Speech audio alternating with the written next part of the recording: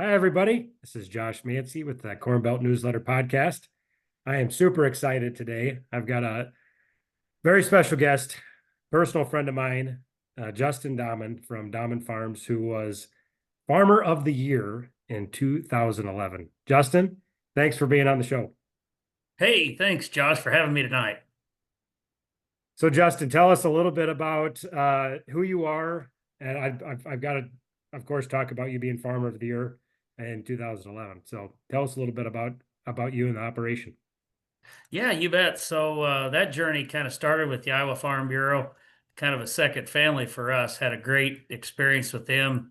My wife and I in the early 2000s, going up through all their great experiences and travels and leadership training and conferences, and just getting to meet all the young farmers all over the state of Iowa and even the nation in some cases. But what a blessing there to take that journey.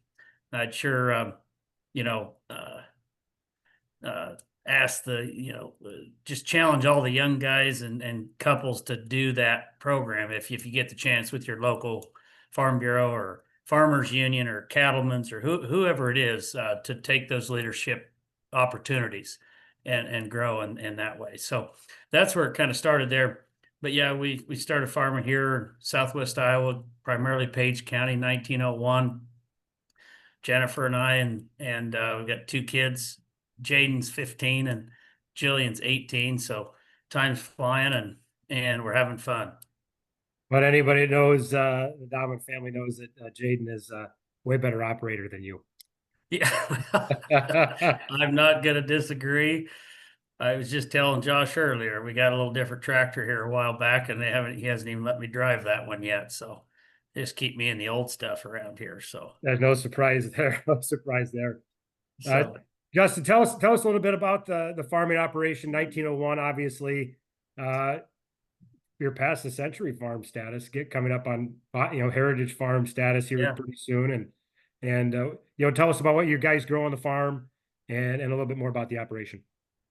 Yeah, so I don't know that our operation is a whole lot different than many others here in the state. But yeah, so a lot of century farms across Iowa, which is unique in business anymore. Not many businesses can say that they've kept everything in the family over 100 years, but there's a lot of those in agriculture in the Corn Belt, and so that's something we're excited about and hold serious to keep continue to do.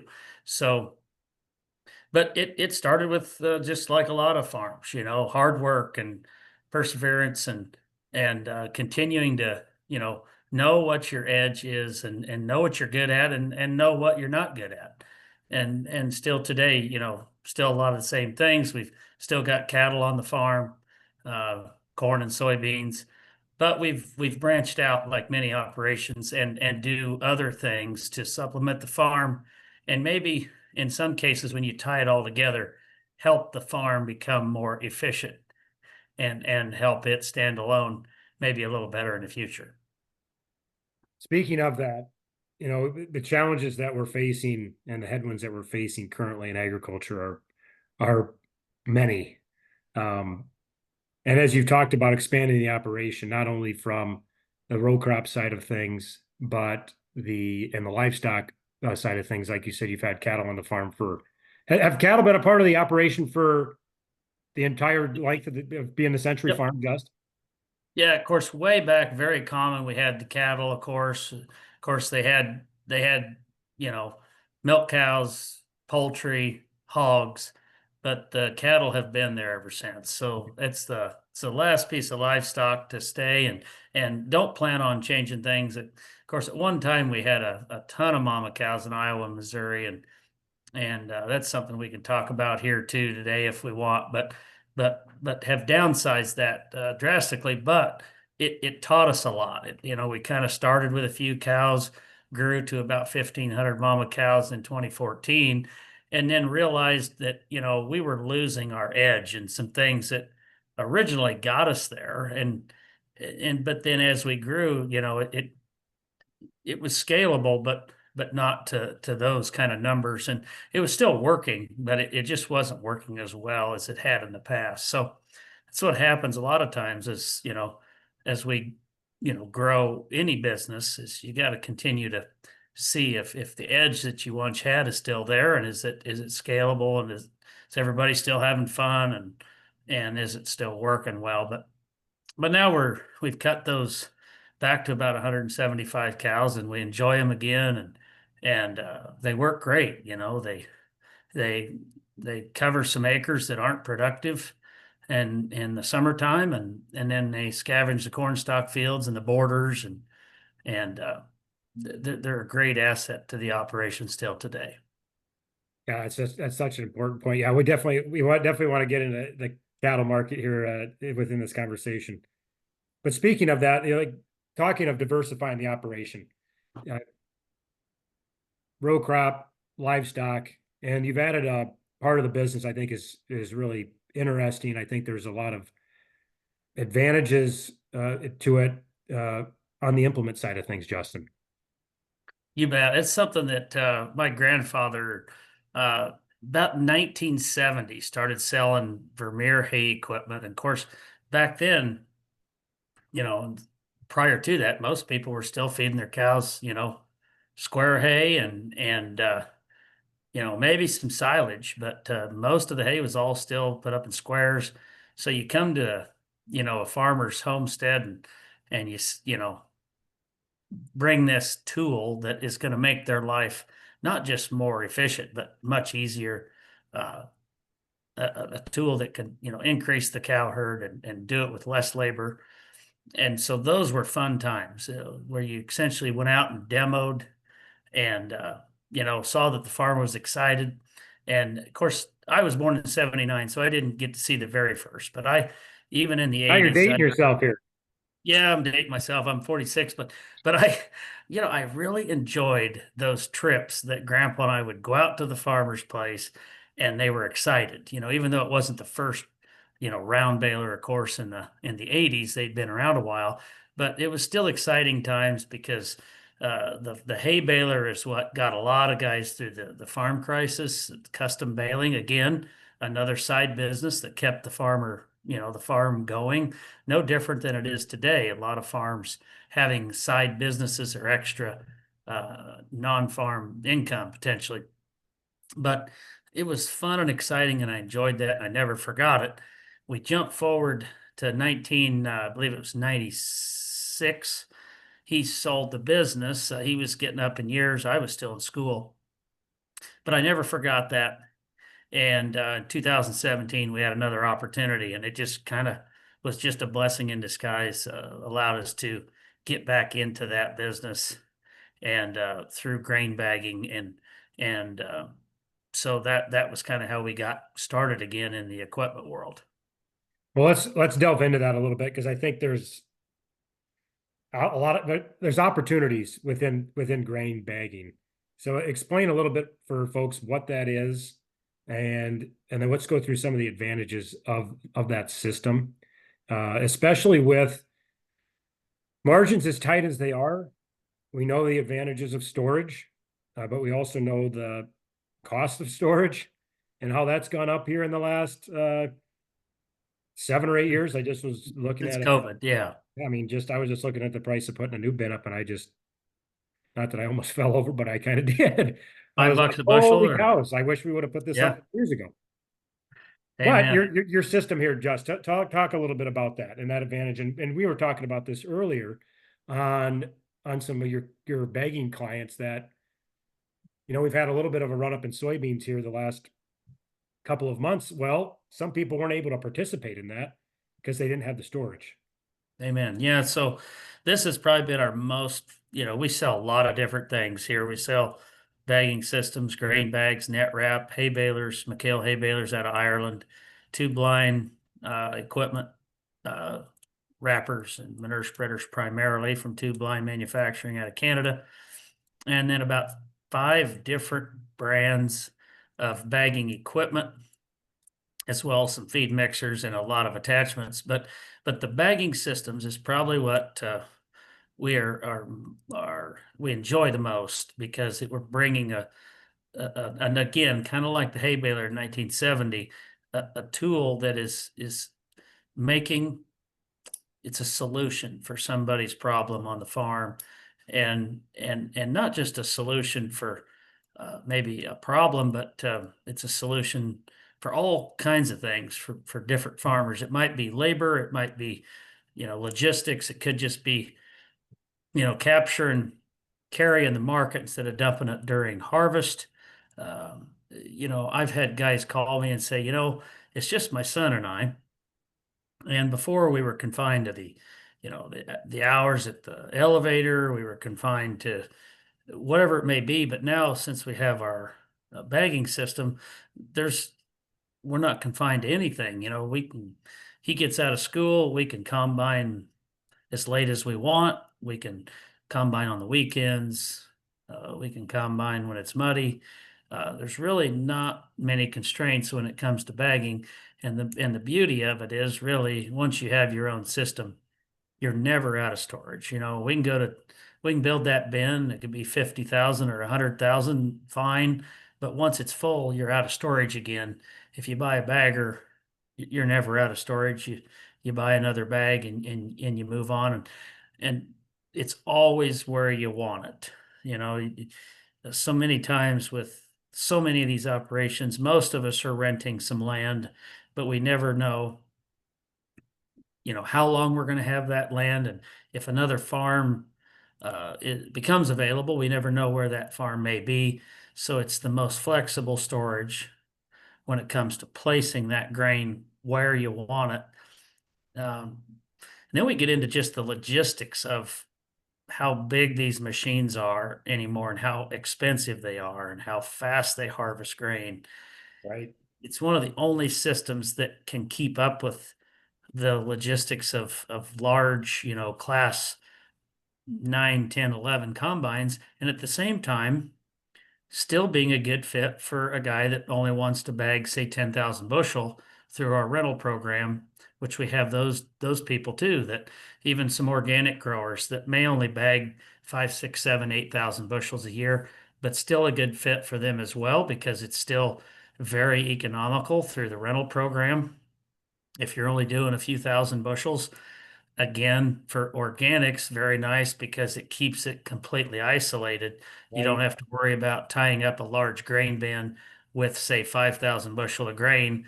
If the bin holds 15 or 20,000, you basically bag it, seal it up, and it's the exact size that you need it to be. So it really fits the need from the smaller specialized grower all the way to the large scale. We have growers bagging over 1 million bushels a year now, and then cleaning those bags up 12 months out of the year. So it's a very good fit for so many facets. And then we see people starting up. Our rental business just kind of grew on its own, knowing that people realize that, I don't really want to buy a system, but I've got 20,000 bushel I don't have a home for. So, hey, let's rent first. I think, you guys have utilized the bagging system on some of your acres, I think, Josh, and have seen the benefits. Not every year, but we see uh, a lot of opportunity. Obviously, every year is different, but historically, harvest is the low price to sell. So if you can, become your own elevator, so to speak, and bag your own or store your own grain versus storing it in town, it's usually advantageous. It gives you an opportunity to you decide where that grain's going to go and when it's going to go versus the commercial elevator deciding taking the advantage of that increased basis and carry later on after harvest. So just so many things there, but there's just been so many success stories. And, you pick a year, but not just maybe the price, but what's it worth if you kept those combines running at a Right. much quicker pace, getting done quicker. We even guys that say do other things like say you need to do your own tiling. So guys with a bagger now can have a couple guys pull away because now you don't need as many trucks to keep that grain moving. You can take some of your help and maybe go pull in hydrous or do fall tillage or put some tile in, whatever it may be. I know on our operation, We started bagging in 2009, didn't start selling the systems till 2017. But one thing I always remember that I didn't like about harvest before we started bagging was we had to have so many trucks that all we could get done on our farm was combine until we got done with harvest. Then we could put all that stuff aside. Then we would start fall tillage or pulling in hydrous or whatever else, livestock, weaning cattle, whatever it was. But with the bagging systems now, all those things can be going on at the same time as harvest. And that's been a real game changer for us here at Dammann Farms. Well, and you think of when we have a fall that does not cooperate. And Yeah, especially with, the other thing, Justin, is the margins at which we're farming currently are so bad. You've got to sit there and, I mean, you're trying to look for, what I'm hearing you say and all of that is, I think I look at our operation the same way. It's how can you be as efficient as you possibly can with what you have in front of you on a micro farm level to try to make it work, pennies, finding those pennies that add up to dollars that end up, it's hard to justify a $5 per bushel bin, but it's not hard to justify a 6 cent per bushel grain bag. And I know that's every year, but just the logistics of not having the trucking tied to that will pay for that bag every year. The systems are very economical to purchase. A lot of guys will say, 2 cents a bushel or less per year. As long as you get a decent amount of grain through those systems, they hold their value very well. They don't wear out like a grain vac. They're low horsepower maintenance and they get cheap enough to where, say, you have a drought or something like that, you just leave the thing in the shed and it's just a tool you don't use that year. It's way better than having a 100,000 bushel bin sit there empty, having to pay, make the payment, pay the insurance, electricity, right? insurance. Insurance has become a big thing because these big bins, they blow away, Okay, much then. easier than the small bins used to be. We sell a lot of plastic in Nebraska where the guys are saying that the taxes on their grains facilities is higher than the plastic cost per Nope. year. A 6 cent bag is not, and for what we spend on the farm today is extremely economical and it's been a great tool. It's another thing we've noticed is we all, they got high speed planters, they got fast sprayers, big sprayers. Everything happens pretty fast on the farm until we get to harvest. And yields obviously as a whole keep going up, so harvest just takes can seem to take longer because we're just harvesting more bushels. Now, as long as we can keep the combines rolling, it can happen relatively quickly. But if the truck is still the same size as it was 20 years ago, pretty much.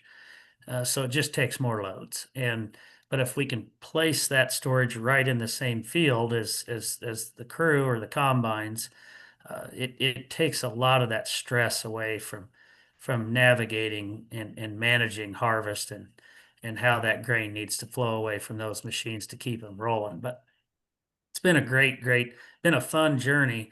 Uh, it took us places we really didn't even think about. I mean, for example, here today we sell a lot of machines in the deep south. A lot of the cotton market's been really tough. And so those guys don't want to build bins because, they might plant cotton next year. And so it's a real blessing for them because they can store this grain, and a lot of them are planting corn. Depending on the region, most of them either corn or peanuts. A lot of them do peanuts, but you can store, obviously store the corn. That's our primary use. We store a lot of soybeans, milo, and wheat in some of the drier regions, but a lot of corn and a lot of wet corn. We'll go up to 25% in some Okay. extreme cases, bagging wet corn if need be. But that has been a lot of fun and seeing, just so many neat experiences that way. And then yeah, it's just been to hear the feedback is probably the neatest part of the journey where you start to feel like you've made a difference. And I got a friend of mine that actually kind of, at least in this area, was the first one that brought one to the States. He uh, he was doing an internship in South America with John Deere and saw a Richard Greenbagger running down there in the early 2000s. And I seen him running his, and I thought, man, I got to have one of these. And so I got to give him a lot of credit. He was the one that saw him down there running, and now today you go across Iowa and they're all over the Corn Belt. But so a lot of fun there, and then just tying this equipment to the farm operation and adding value, like we Yes. talked earlier. There's Yeah, a talk a lot little of bit about that. Talk a little bit about yeah, that because you and I were talking earlier too. It's we were going through all the people that we know, and there's not many individuals that make it or can make it on straight grain farming alone. So we've all had to kind of branch out within our own operations of like what else can we do to make this whole thing work, right? yeah. So no crop, and you've got the cattle livestock part of it, and then they add the implement side of it. I got a couple questions on that. Number one, to backtrack slightly, were you skeptical at first when you heard about the grain baggers? I've known you for quite a number of years, and I can imagine that you're pretty you're not afraid to try something. So I Yeah. can imagine that you were like, well, I'm never going to try that, right? Well, if yeah, no, at first, I mean, you tread lightly to start with, right? So we dipped our toe in the water, and I think we bagged maybe 25 or 30,000 bushel the first year, and this past year we put a little over 700,000 in plastic, Wow. and we don't think, you know, we still put grain in bins, but but bagging is our primary storage, and I think a combination of both is probably the best. I don't think all bins is a good thing, maybe, and all bags is necessarily a good thing. But the beauty of the combination is it gives you so much flexibility. Because anymore, we don't know if this corn's going to make 150 bushel or 250 bushel. Right. And some growers, they don't know if they're going to be all corn or all soybeans. Some of these guys will go all corn in these heavy corn regions. And if you're all corn and you hit one of those years where you got 250 bushel corn, you're just not going to have enough bins. And then if you do build enough bins to hold a crop like that, and you have a short year, or you say you lose some rented ground, now we're sitting with a whole bunch of grain bins sitting empty. That's not a good practice either. So a combination of both, I think, in the future is really where it's at. And then we were talking earlier, as you scale your operation, if you find you're constantly bagging more grain maybe than you care for, then maybe you build a bin to where you're constantly upscaling that as it fits, but still using that bagging system as kind of the cushion. Now for us, it's all about logistics. We farm a fair amount of farms 20, 30 miles from home. And for us to haul all that grain on those, especially the corn crops, it just gets too expensive to run that many trucks, find that much help, Right. do that. But it's very economical to just place it right there and then move that grain in the wintertime when everything's froze up. You can't be in the field. It's a great time to add value and keep everybody busy at a time when it's generally slower in December, January, and February. But yeah, it's I just can't say enough good things about that. It's been something that has been a real solution for getting our harvest done quicker. I know this year a lot of guys got caught with the down corn if you didn't get it out quick. This corn got the crown root rot, and it just fell over at the ground, and it just you couldn't harvest it. It's literally unharvestable. And so we had a little bit of that there the first week in November, but that was a blessing to help get things out of the field a little quicker. Well, it certainly feels like with the challenges we're all facing within agriculture in general, it certainly seems like a tool in the toolbox that if we think about it, what was the bagger worth this fall on the soybeans harvested?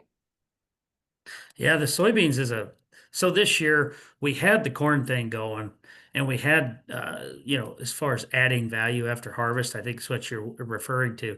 The soybean was a big hit. Beans were sold in the nines during harvest this year. We got a pop in these beans now the second time. There was a quick one right after harvest, a quick 75 cents to a buck 25. Then we fell off. Now we're back up in that 11.40 range here today on the board. So that's putting cash beans at about, a tick over 11. And so we're adding a strong dollar to dollar 50 on these soybeans. It's a quick, easy opportunity. And actually, these bags work great for the beans because with the Brazil crop now, our premium on these beans kind of come short and sweet right after harvest. And then things have been, if you notice, not really paying to hold them into summer. Hmm. So no real reason to have them in hard storage if you're going to ship them in 2 or 3 months after harvest or less. Just we'll have them in plastic.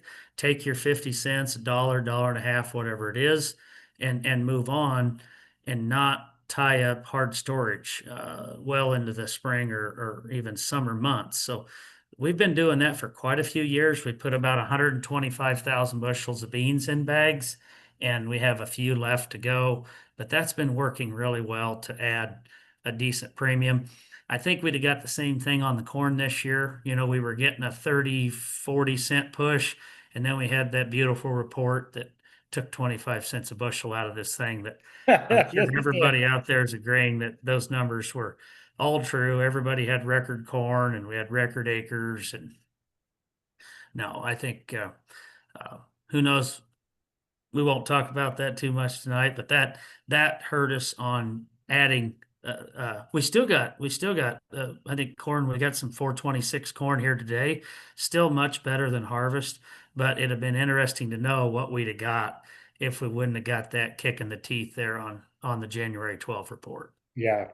Well, you think of it with this with the margins as tight as they are.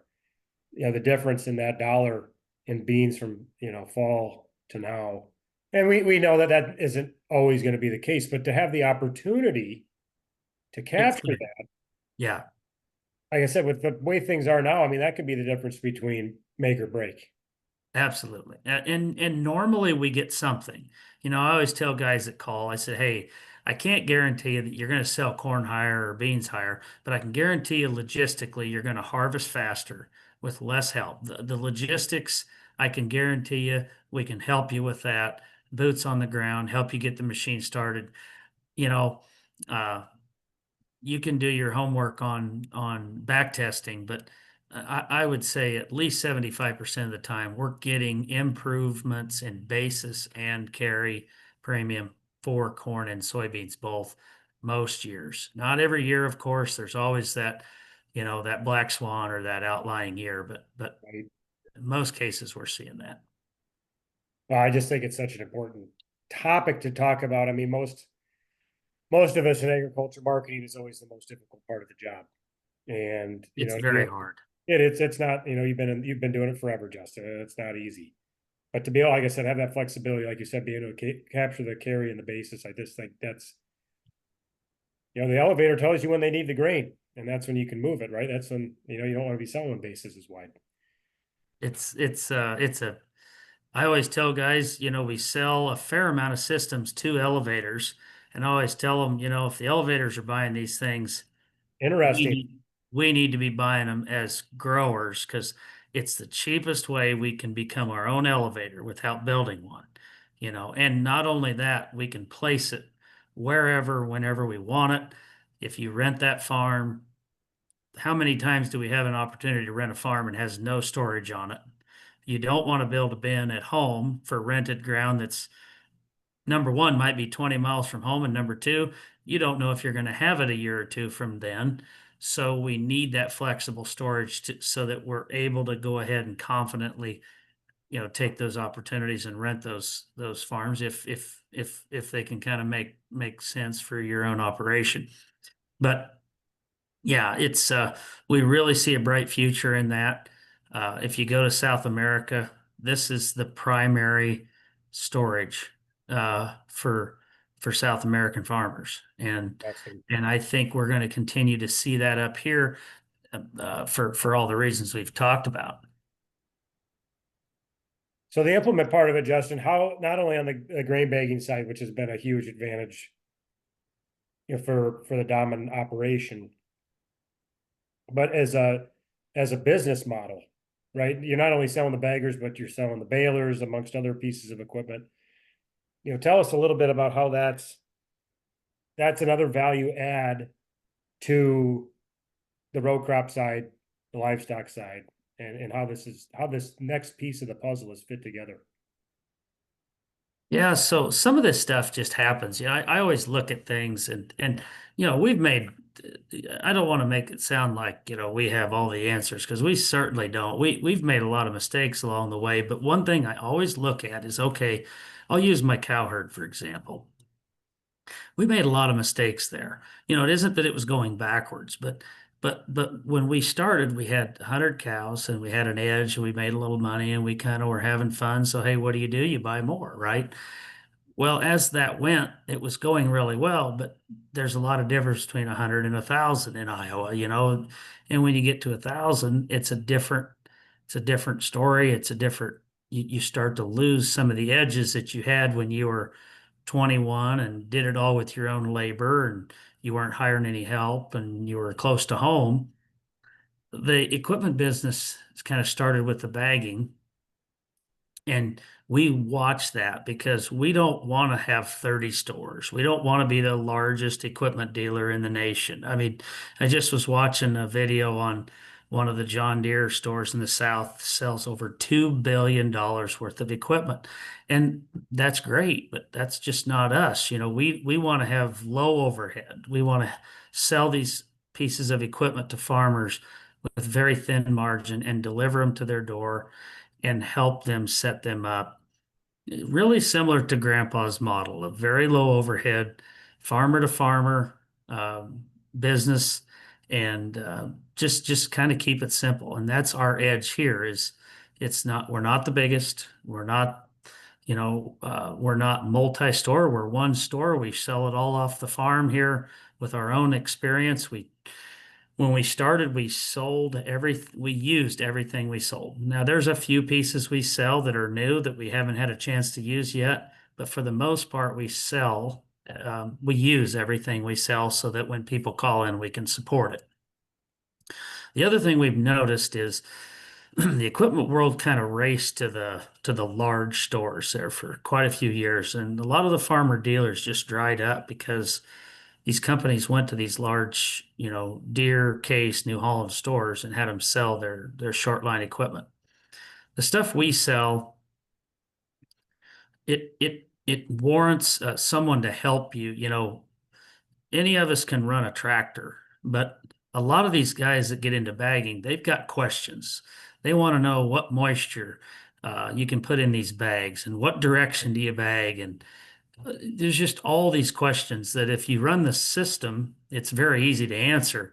But if you don't run the system, it can kind of be there's an art to running these machines. The One of them that we haven't talked about yet, and we're not dealers for them, but we do use drones on the farm. And if you're a young guy out there listening, I mean, here's a real opportunity for a young individual getting into agriculture. It's a relatively new business. It's a system that takes a young person. It's not hard. It's just time consuming, and you need to be good with technology. And it's a thing that an older, more established farmer would rather hire a younger guy to do. What a great opportunity for somebody getting into ag to maybe supplement again, like we talked about earlier, Yeah. supplement the farm operation that you're trying to get going. Maybe you just got, moved back from college. You got a small operation, but it doesn't sustain, full time until maybe the future. Throw a little drone business with it. It's a great opportunity to supplement what you're already doing. But that's really what we've done. And the balers, I love the balers because Grandpa had the balers. The McHale brings a unique piece that we could talk a long time about, but essentially they have an edge over the domestic machines. Everything we sell, we feel has an edge. And and that's what we focus on. But I think the fun part of that for you has got to be not only that, again, it diversifies the operation, but also, you think of cooperatives, right? It's like a mini cooperative in a way. oh, it's You're yeah, out the there. networking. Your reputation, it is all about that, Just where it's, you're like you said, if the guys have issues with the baggers, it's you show them how to run it. They have questions. If they ever have questions or issues, you're right there to help service that machine. Right. So that's that farmer to farmer cooperative mentality that has gotten us through a lot of hard times that we need I, more I than ever. I love that network part of it, and I know it drives my wife nuts, but I never shut my phone off. I've never liked the whole 8 to 5, and I get it. I'm not picking on, I just love what we do, so I don't mind talking to a guy at 10 o'clock at night, if he's got an issue, because I'm there, we farm, and it always drove me nuts if I couldn't get a hold of somebody when I had a problem. So we try to fit those things in that we always wished we had as far as service goes. And so I love calling, talk, save the day or save the night and help somebody at some crazy midnight hour. It's kind of the saving the day is kind of fun. You and I have been harvesting together at odd hours as well, so we can both Yeah, that two, 3 o'clock in the morning. kind of we've done that We've before. been there. Oh, We've that's been, fun. Um, Justin, let's pop into, if we look at the average age of the American farmer, we know that's close to 60 years old. I think people would really benefit from your advice on getting young people back into agriculture. I think specifically talking about uh, your operation, bringing your son Jaden back in, or wanting wanting to come back to the farm. you I you bet. talked about the drone part of it. I think that's there's opportunities there for young people to. One thing I love about agriculture is you got to get innovative, especially, or you can be innovative. And I think in times like now, we really have to be innovative to try to figure this whole puzzle out. But why don't you talk a little bit about that? What would be your advice for young people wanting to get into agriculture? You're a great example, right? You were young on the farm, just kind of like Jaden was. You're working. You bet. You bet. No, that's a great, great topic. And I think a real important one. I think about when I first started, I think about when I was growing up, just an interesting point. And of course, I didn't farm in the 1980s, but what I remember about the 80s is it was bad enough that a lot of the farm dads then were advising their sons and daughters to, seek employment or opportunities elsewhere because things just weren't no discredit to them. I probably would have done the same thing. They just didn't see the future in ag at the time because it was such a challenge. And it's a challenge again today, but I would challenge anybody that if your heart is in it and you love agriculture, that you continue with that. And margins in corn and soybeans are a challenge right now. Interest against your expenses right now is a challenge. I would still argue that 7 or 8% interest is still a lot of money. And today, when a tractor costs $500,000 and a combine costs $1 million, and our inputs are as high as they've ever been, uh, I think you could argue that 7 or 8% interest is it's just a big expense per acre. So, with that said, there's still a ton of opportunity in agriculture. We could talk about the drones, but I would take a step back and explain it maybe a little better this way. We are all different. And in that assessment, a person needs to really look at what your edge is. What do you enjoy? What edge do you have over the competition? If the competition is say a 70-year-old well-established farmer, his edge is probably his assets, but you as a beginning farmer is probably your youth and your labor. So it's probably not the best idea to go out and buy a $2 million farm the first year you farm, but maybe buying a $25,000 drone and spending 16-hour days in the summer is probably one of your edges over the guy that's got the asset base and maybe not as strong in labor. And that's really important. And when you look at it that way, as long as you know that you find what you enjoy and what you have as far as an edge, I think there's all kinds of opportunities out there. The beginning farmer program is a great opportunity, even with high priced interest. The interest there, the interest expense is about half.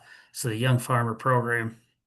And then I would challenge those, individuals out there to get involved with some of these, leadership programs, whether it's the commodity groups or, Farmers Union, Iowa Farm Bureau, those kind of places love to work with young people.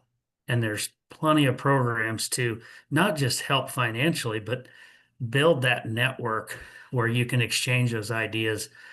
My wife and I just had so much fun with those leadership young farmer programs, and still today talk to so many of those people that are like-minded, and got to share a lot of events, a lot of ideas together over the years, and and just empower your future with that, because there's a ton of opportunities.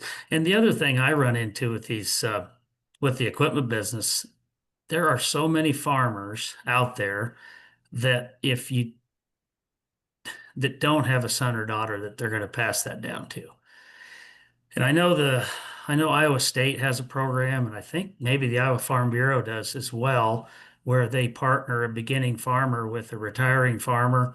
So don't be afraid to check and look into those, because I think what a great opportunity. There's a lot of farmers that would rather find someone to maybe mentor versus just putting everything up for auction. So tons of opportunity out there, I think. But for Jaden, he's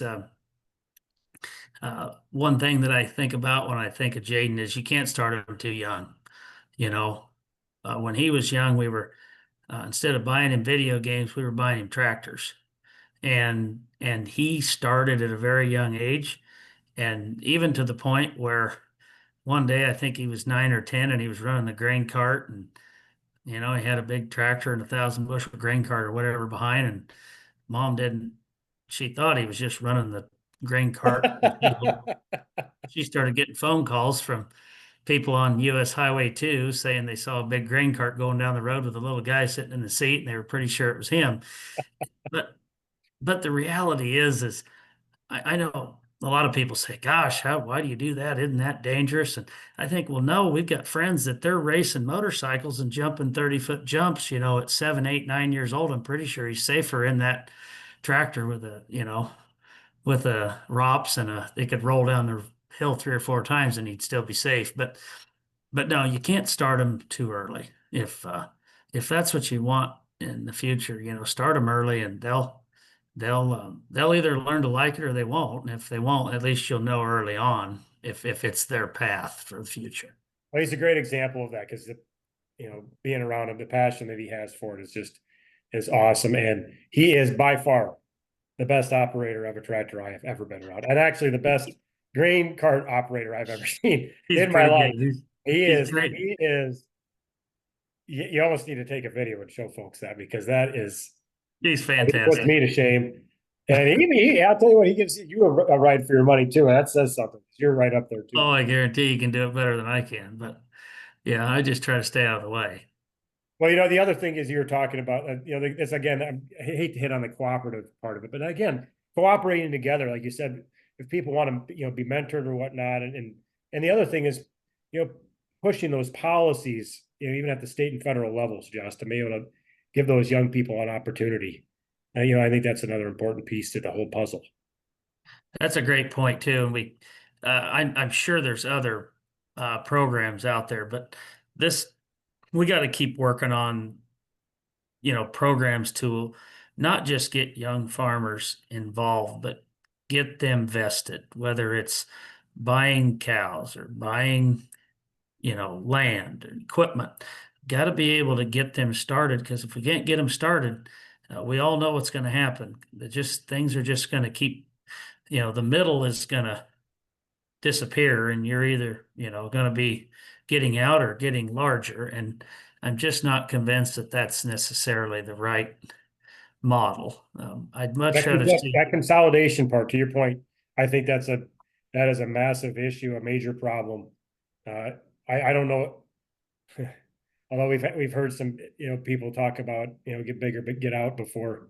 I don't know how that services any of our rural communities to have fewer people in agriculture and fewer people on the land. That is just anathema to me, and I think we need to be continuing to push for policies that fight against that. Yeah, and I think, that I've met farmers that farm 10,000 acres and are great families and great farm operations. But what's really neat is I've met some 500-acre farmers that are doing a fantastic job as well. Now, most of their assets are paid for, and they're making it work. But or you couple it with, as we talked earlier, couple it with a dirt work business or a seed business or something, a supplemental business to make that work. But I think it's very important that we continue to have programs to get the youth involved, even at the 4-H level, to keep their interest and continuing in with ag. So No, to your point, that's very well said. I've got to get into the cattle market a little bit, Justin. Of course, you're talking how nice of an asset the cows have been on the operation for the life of your family farm over well over a century. They've been a part of it. Uh, Tell us a little bit about I don't know where I want to go with this. Uh, I guess how are they? Of course, with the market being as it is now, of course they're a great asset to have. yeah, they're great But, now, but sure. just in general, even when the market hasn't been all that great. Well, I think cows are interesting in the fact that they're about the last one left. I mean, there's a few guys out there with some sows and maybe some lambs. But for the most part, uh, everything's pretty well consolidated, and the cow business is starting to get there. Obviously, well on its way as far as the feedlot goes. But the cows are still mostly in private hands. And today, I'm proud of all of them because they're getting paid for what they're doing. I find it interesting when you dive into policy how it's about the only commodity today that's having good profits, and our government's trying to drive the prices lower with importing additional beef. And I just question why are we doing this? Because we're getting ready to write a bunch of welfare checks to all of us grain farmers, and I just don't understand why that's the solution for the future. But we could talk about that all night. But the cows are kind of neat because one thing I always remember when we had all the cows is I felt like like the government and the NRCS was kind of against us because with that many cows, we were having to till, and they really didn't want us to till, and we kind of got the feeling that they just really didn't they just didn't welcome a large cow herd, and but now we jump forward now with this whole carbon program and the CI score, and now and then you got politicians talking about paying farmers to retain heifers now. Not that they're doing it, but they're talking about it because it's a big issue, right? We gotta increase the cow herd. We've kind of turned this thing 180 degrees, and now all of a sudden we've got these cows, and it's like it's cool to have cows again, according to the government, because now we're gonna, if we use livestock manure, our CI score for carbon's gonna be higher, and just everything's kind of pointing to having cows again, which I think is an interesting twist, which is great. I think if you can make it work, yeah, I don't know if now's the best time to be getting in, but Right? but a few cows is just a great addition. Has been great for us. It seems like there's always a few acres of something that you can't farm, or we've got the cover crop thing is so big, it's really made it fairly cheap to winter a cow all of a sudden here in Iowa, with all the rye and the brassicas that we're planting. They've got grazing programs now, again, promoting livestock. I can't speak for all the states out there, but for Iowa, Iowa is promoting cattle as big as they ever have, or as much as I've remembered. And so that's a neat thing here in Iowa where they'll pay you or at least incentivize you to seed cover crops, graze cover crops, hay cover crops, and then you tie the cover crops in with the carbon program. Uh, Livestock and cattle have a very a good place when you're trying to dissect all these programs and participate in all of these cover crop and carbon and supplemental programs. So, yeah, we're not planning on cutting back anymore. And if anything, once Jaden gets older, I'd like to see us maybe add a few more cows again and continue on with this sustainable agriculture where we're applying more manure and less commercial fertilizer. Well, especially with way fertilizer prices are right now, you could use every ounce of manure that you can get, especially cattle manure. I think that's interesting, Justin. Of thinking about the cover crops, right? Getting dollars to be able to seed, say rye or whatnot, and that's made it easier. As I'm guessing for your operation, that's made it easier, like you said, to winter a cow out on the field. Oh, amen. I mean, if you do it right, especially a winter like this, here in southern Iowa, we haven't had much snow. If you've got, enough acres of cover crops seeded, you wouldn't have had to feed much other than maybe a protein source and supplement. Otherwise, cows have been able to kind of do it on their own for the most part. So, yeah, the rye, we're blessed here in the southern part of the state. If you can get the corn off early enough, you can get a pretty decent uh, fall growth. Or if you fly it on with, say, drones, there's another drone opportunity, seed and cover crops, Yep, especially the yep. especially the brassicas, because we can get about 15 acres of load, and of course the drones just keep getting bigger, so that number's going up. We've just run the T40s here, the older ones. So, but long story short, seeding them maybe prior to harvest and getting some good growth there for winter grazing. Yeah, it's interesting that you've had, with your farming career thus far, that you've seen certain policies that have almost de-incentivized it, and now it's Yeah, incentive. I think and that it's a I think that is it's a interesting. it really is interesting, and it's all in I feel that the situation is in better hands with the cover crops, and still now that we have less cows, we've got them spread out more so that we can continue to no-till. Before we had them in larger groups, so they were harder on the fields. So we had to do a little more tillage. Now we our stocking rates are less on those stock fields, so that does help. And so, yeah, we've probably got a little better balance to where each cow is probably managed a little better. If you spread her out, you give her more room. Anybody that's got cows knows that the more you pile on there, the more management it takes to make that all work. So it's just a good fit right now with the cover crop program, the carbon program, and then putting that manure back on those fields. So. That's another little value add, Justice. We were talking, right? You're talking about, the efficiencies, especially on the micro farm level. I just see that as another way of being more efficient with what we're doing, right?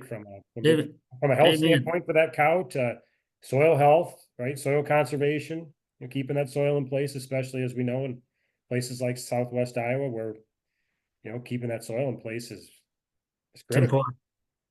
Yeah, the other thing too is that it doesn't matter if you're the cow or the if you're growing your own, you're eliminating that freight, and freight only continues to get more expensive. So if you're freighting anything in, if you're growing it right here, it's obviously an efficiency gain.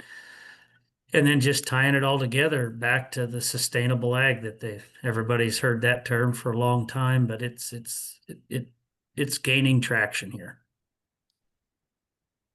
So if you've got to put on your I guess let's think of the cattle market. I mean, do you see this? I mean, we're in an up cycle right now.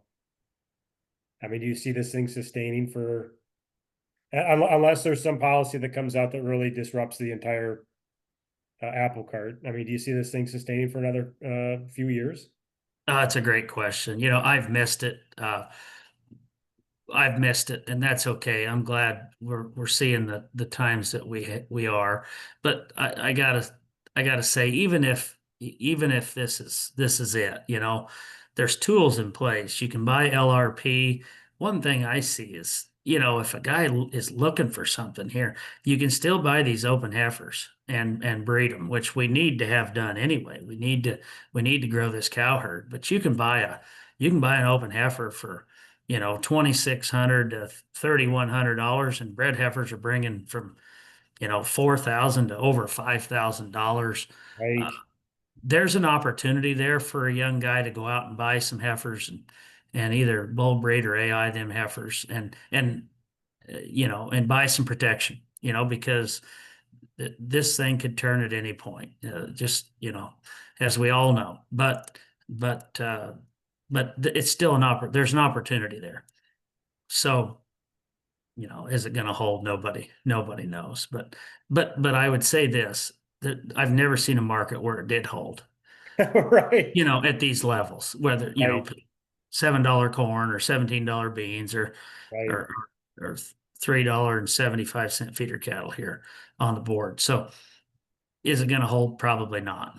But But it, but the flip side is where's the bottom? Maybe $3 in the feeder board's the bottom now. Well, we don't know. It caught it at $3 and for whatever reason it held. So I don't think it's a reason to get scared and run. But like I say, there's still opportunity there if a person's got some grass and some labor, buy a set of them open heifers and breed them this year and protect them in case this thing slips. Because if it doesn't, you're probably going to sell that female you're going to be able to put at least $1,000 to $1,500 on that female, and you should be able to get that done in a year and be able to make something there. It is fun going down to the sale barn. At least here in town on Mondays, it's fun to watch those things get auctioned off. It's the prices have just been immaculate. Which There's for not everybody many that's people been left. yeah, I mean, well, for those that have been in the cattle business for a long time and have not seen very good prices for a long time, it's about time, for them to be able to invest back in their operations. And like you said, there is there's opportunities. There's opportunities out there. there's Justin, still opportunities. let's end on a silver lining. What kind of silver lining do you see here? Uh, we don't see the world in rose-colored glasses. Things are not good in agriculture. They're really bad. But what kind of silver lining do you see out there? Well, I still think that we are in Iowa, in the United States of America, and we have uh, a good portion of the world's richest farmland right here today, and it'll always be here and it'll be here today. It's going to be here tomorrow. And I use our Century Farm for an example. That there is so much sustainability, and that farm, when great grandpa farmed the dirt, he thought 75 bushel corn was one of the best corn crops that you'd ever see. And today, that thing, if everything's right, we can raise 275 bushel corn on the same acre, on the same dirt. And someday Jane's going to grow 300 bushel corn on that farm. That's sustainable agriculture. I don't care if corn's $4 or if it's 8. We are in an area in this world that's sustainable.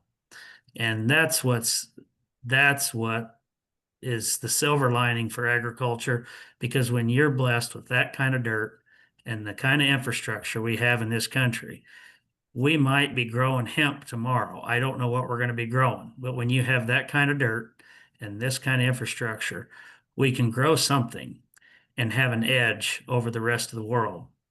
And so today, yes, corn and soybeans are a little tough, but we don't know what we're going to grow in the future. But I'm confident that we'll be able to do it in a sustainable way and have an edge over our competition in a world market. So that's the silver lining. Today, it looks like it does today, but things are going to change. But there's some things that don't change, and it's that foundation of what we're all growing this stuff out of. Is I'm really excited about what that acre of dirt is going to grow in the future. To your point, the great people of Iowa are greatest asset in this state, and the second best asset is our soil. No doubt about that. So amen to that. Blessed with good dirt. Yes. Justin, where can people find you? So yeah, if you guys reach out to us, we're all over Facebook and the internet, DamannFarms.com. We and then we're on Facebook under my name, Justin Dammann or Dammann Farms. Got two different pages there. And look us up, give us a call. My number's all over the phone, right across the top of the website, and the boys are too if you need anything in sales. But give us a call just to visit anytime. I always enjoy the visit. Justin, thanks so much for coming on the podcast. Hey, Josh, thank you for the opportunity. I had a great time. All right, everybody. We will see you next time on the Corn Belt Newsletter podcast. Thank you.